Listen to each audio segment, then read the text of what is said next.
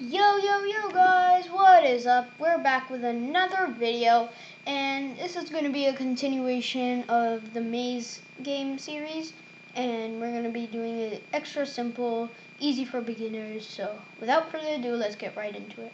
And by the way, if you guys did not yet watch the intros to the series, I'm going to just now show you guys what the game we're going to be making looks like. So basically, the controls are the arrow keys, so you can move around like this with the arrow keys, and if you touch the side, you die. And the goal of the game is to get to this green thing. And yeah, that's basically it. So I've opened up a new editor, and if you guys don't know how to do that, I'll show you how. You open Scratch in a new browser, and just click this create.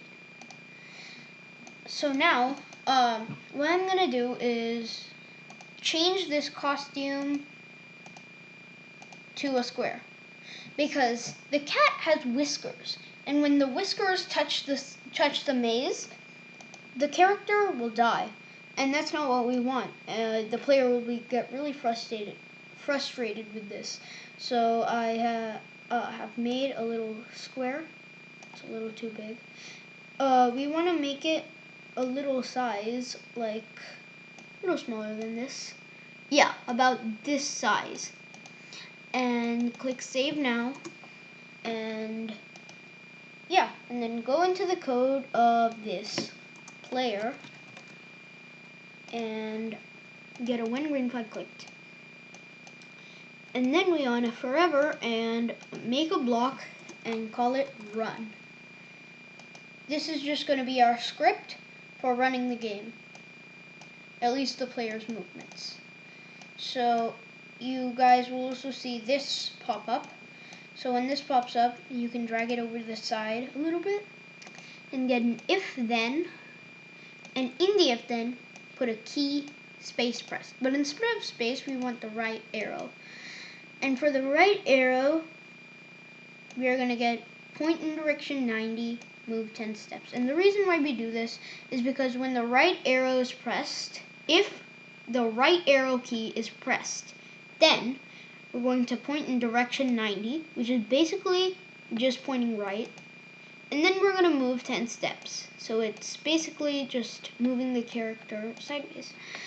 So now, if we right click on this if, there's going to be a duplicate button. And so you want to duplicate it until you have 4. And instead of right arrow on all of them, we're going to change the names to the other keys. Left arrow, up arrow, and down arrow. Okay? But they can't all be pointing right. So when you guys click this, you'll be able to see there's this little wheel or protractor. And so if right is 90, left must be negative 90. Great. And up is 0. And down is 180. Yay.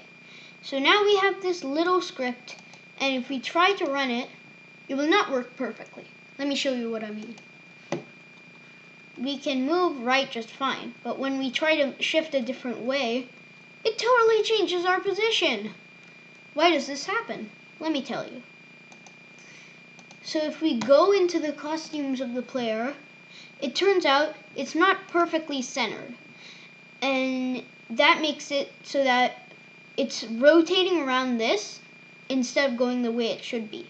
So if you click on it or make a box around it and drag this plus onto this plus, it should work. Now let's try it. Yay, we've got some really smooth moving. And what's cool about this is that we can actually move diagonally, because some maze levels will have diagonal spots where we don't want to hit any of the walls, and it's really tedious to do this all the way down. So yeah, so now if we go into the code, we'll see that everything for the moving is ready. And that's the main purpose for this tutorial. But the last thing I'm going to do is I'm going to paint a simple maze.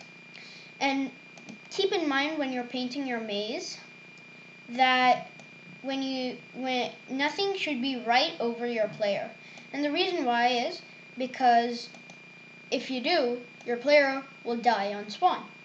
And that would not be essential for a game unless you're looking for a game where it's impossible to win. So I'm just going to quickly design a little fast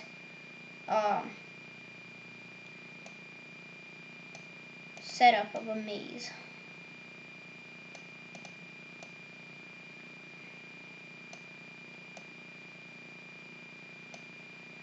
There. And then the winning point will be here. And yeah, so this is all for this tutorial. Now we have a player that can move, but he can walk right through the maze, and that's the problem.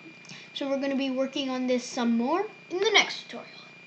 Be sure to like and subscribe for more content. And be sure to comment any feedback or features you want me to add. Thank you all for watching. Goodbye.